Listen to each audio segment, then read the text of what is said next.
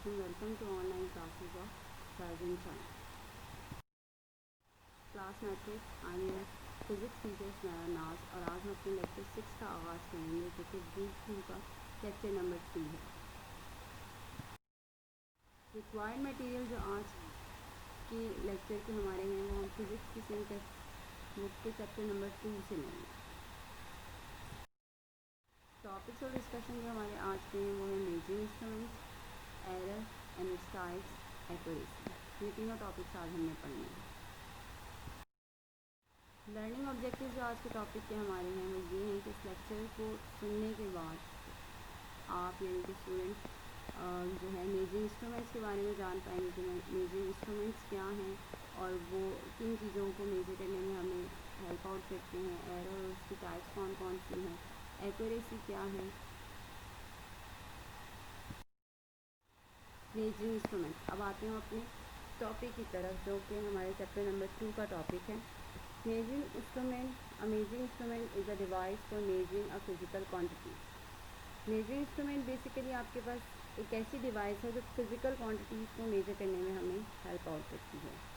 मतलब ऐसी चीज़ें जो बहुत ही स्मॉल मेजरमेंट रखती हैं, मिलीमीटर्स में हैं या डेसीमीटर्स में हैं, बहुत ही छोटा जिनका मेजरमेंट का ज़रिया है, उनको मेजर करने में हमें जो है ये मेजरिंग इंस्ट्रूमेंट्स मदद देते हैं। जैसे हम प्रैक्टिकल लैब्स वगैरह में, केमिस्ट्री और फिजिक्स की लैब्स में हम मेजरिंग वगैरह करते हैं तो वहाँ ये चीज़ें हमें मदद करती हैं। एग्जांपल्स में जो मैंने यहाँ आपको 3 दी हैं वो हमारी फिज़िक्स लैब से रिलेटेड एग्जांपल्स हैं। वर्नियर कैलिपर है, स्क्रू गाज है और स्टॉप वॉच है, और इसके अलावा भी बहुत सारी हैं, मैंने यहाँ सिर्फ आपको 3 दी हैं।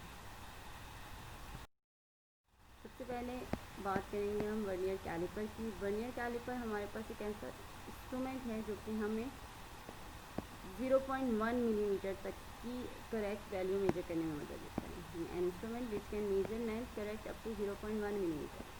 यानी जैसे फॉर एग्जांपल अगर मैं टेस्ट ट्यूब की बात करूँ तो मैंने टेस्ट ट्यूब की अब मैंने अगर टेस्ट ट्यूब की लेंथ को मेजर करना है कि टेस्ट ट्यूब कितनी लंबी है और टेस्ट ट्यूब का जो ग्लास है उसकी चौड़ाई कितनी है, तो उसकी इस तरह की चीज़ों की मेजरमेंट में हमें वर्नियर कैलिपर हेल्प करता है। यानी 0.1 मिलीमीटर तक की वैल्यू को मेजर करने में हमें मदद करता है। इसके बाद है स्क्रू गाज। स्क्रू गाज जो है this instrument can measure up to 0.01 millimetre. यानी अब जैसे कि आपको यहाँ दिखाई दे रहा है कि ये 0.01 मिलीमीटर तक की वैल्यू उसको हमें मेजर मतलब यहाँ तक की वैल्यूज़ को हमें मेजर करने में मदद देता है। अब ऐसी चीज़ें जो बहुत छोटी होती हैं, बहुत स्मॉल सर्कमफेरेंस रखती हैं, बहुत ही छोटे सर्कल्स जो होते हैं, बॉल्स होती हैं या इस तरह का जो है जो गोल चीज़ें होती हैं, उनकी मेजरमेंट में हमें स्क्रू गाज मदद देता है। Physical balance, this is a device commonly use to find the mass of an object. किसी भी चीज़ के मास को मेजर करने में हमें मदद देता है। केमिस्ट्री और लैब वगैरह, केमिस्ट्री लैब और फिजिक्स की लैब में जो हमें सॉल्ट्स वगैरह या इस तरह की और चीज़ें जो हमें मेजर करनी होती हैं तो वहाँ हमें ये फिजिकल बैलेंस मास को मेजर करने में मदद करता है। स्टॉप वॉच टाइम रिकॉर्ड करने में मदद देता है कि कोई भी प्रैक्टिकल हमें अगर उसके टाइम को रिकॉर्ड करना है कि वो कितने टाइम में ख़त्म हो रहा है या कब से शुरू हो रहा है और कब ख़त्म हो रहा है, तो इस तरह की रिकॉर्डिंग, इस तरह के रिकॉर्ड वगैरह को रखने में स्टॉप वॉच काम आती है। Measuring cylinder, it is a glass cylinder with a scale graduated in cubic centimeter और millimeter. It is use to find the volume of liquid. यानी अगर हमें लिक्विड के वॉल्यूम के बारे में मालूम करें जो कि सेंटीमीटर और मिलीमीटर वगैरह में है, तो इनकी मेजरमेंट में हमें ग्लास सिलेंडर मदद देता है क्योंकि इसके साथ एक अदद स्केल भी लगा हुआ यानी इस पर एक स्केल मौजूद होता है जो जैसे कि आपको यहाँ दिखाई दे रहा होगा, ये हमें फिर इसकी लिक्विड के वॉल्यूम को मेजर करने में मदद करता है। नेक्स्ट टॉपिक हमारा है error and types of error. Error क्या है हमारे पास? The difference between actual value and observe value is called error. बाज़ औक़ात ऐसा होता है कि हम प्रैक्टिकल परफॉर्म कर रहे होते हैं तो हमारे पास उसकी एक एक्चुअल वैल्यू मौजूद होती है। हमें मालूम होता है कि इस प्रैक्टिकल की वैल्यू इस पॉइंट तक आनी चाहिए, लेकिन जब हम उसे परफॉर्म कर रहे होते हैं, परफॉर्म करते हुए हम जब उसे ऑब्ज़र्व करते हैं तो हमारी ऑब्ज़र्वेशन वैल्यू कुछ और आती है। तो वो जो ऑब्ज़र्वेशन वैल्यू है और एक्चुअल वैल्यू है, इन दोनों के दरमियान का जो डिफरेंस है वो बेसिकली हमारे पास कहलाता है एरर। अब एरर की हमारे पास 3 टाइप्स हैं।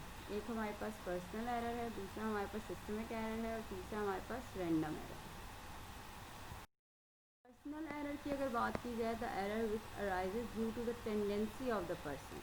पर्सनल यानी ज़ाती, इंसान ज़ाती गलती यानी इंसान की वजह से कोई गलती हो जाए कि काम करते हुए कोई लापरवाही बरत दी या गलत केमिकल्स यूज़ कर दिए या ऐसी चीज़ें जो हमें मालूम है कि प्रैक्टिकल से रिलेटेड नहीं थी लेकिन हमने कर दी, या फिर हमने रीडिंग नोट डाउन करने में कोई गलती कर दी, तो ये हमारी ज़ाती गलती है, पर्सनल एरर है। तो इस तरह के एरर्स हमारे पास पर्सनल एरर कहलाती हैं।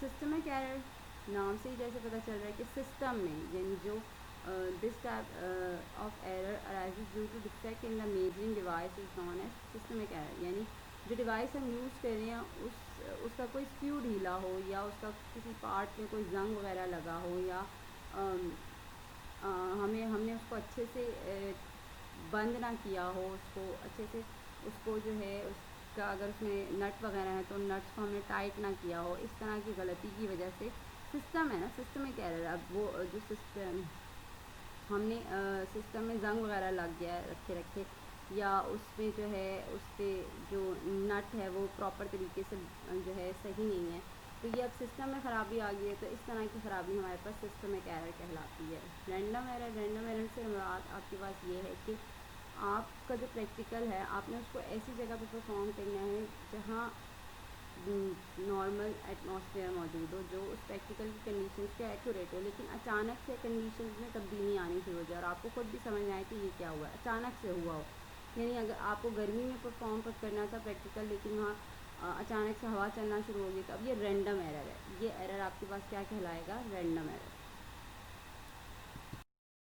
Accuracy refers to the closeness of a major value to a standard or non value. Accuracy basically ये है कि जो वैल्यू हम मालूम कर रहे हैं उसका दुरुस्त एकदम एक्यूरेट वैल्यू के करीब तरीन होना हमारे पास एक्यूरेसी है। यानी जो स्टैंडर्ड वैल्यू है, नॉन वैल्यू है, उसके करीब की जो वैल्यू हमारे पास आएगी वो हमारे पास एक्यूरेसी कहलाती है। और स्टेप्स ऑफ एक्यूरेसी हमारे पास 3 तरह के हैं। एक तो है कि इंस्ट्रूमेंट की क्वालिटी अच्छी होनी चाहिए, यानी जो इंस्ट्रूमेंट हम यूज़ कर रहे हैं उसमें किसी किस्म की कोई ख़राबी ना हो। स्किल ऑफ ऑब्जर्वर यानी जो काम कर रहा है उसकी स्किल्स पर डिपेंड करता है कि आया वो अपना प्रैक्टिकल किस अंदाज में परफॉर्म कर रहा है, कितने ध्यान से, कितनी ईमानदारी से अपना काम कर रहा है। नंबर ऑफ़ ऑब्जर्वेशन के नंबर ऑफ़ ऑब्जर्वेशन से मुराद ये है कि कितनी ऑब्जर्वेशन ली जा रही हैं। आम तौर पर ऐसा होता है कि हम जब कोई प्रैक्टिकल करते हैं तो आम तौर पर हम 3 रीडिंग्स लेते हैं, लेकिन अगर हमें ग्राफ वगैरह बनाना हो तो इसके लिए हमें 3 पॉइंट्स को ग्राफ में तो हमें फिर 3 पॉइंट्स को ही मिलाना ज़रूरी होता है ना। तो अब हमने लिए ही 3 पॉइंट्स हैं और इन 3 पॉइंट्स में से सिर्फ एक पॉइंट हमारे पास ऐसा है जो सही आ रहा है, बाकी 2 इधर उधर आ रहे हैं, तो फिर 3 पॉइंट्स को हम कैसे मिलाएंगे? तो इसलिए ज़रूरी है कि ज़्यादा से ज़्यादा नंबर ऑफ़ ऑब्जर्वेशन रखी जाएँ ताकि उन नंबर ऑफ़ ऑब्जर्वेशन को जो हम ग्राफ पे प्लॉट करें तो उनमें 3 पॉइंट एकदम आपस में मिल जाएँ, तो इस तरह हमें एक एक्यूरेट वैल्यू हासिल हो जाती है।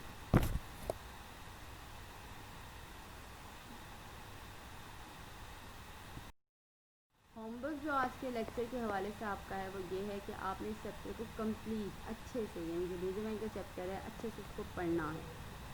यहाँ हुआ मेरा आज का लेक्चर ख़त्म। उम्मीद करती हूँ कि आपको अच्छे से लेक्चर समझ आया। Thank you.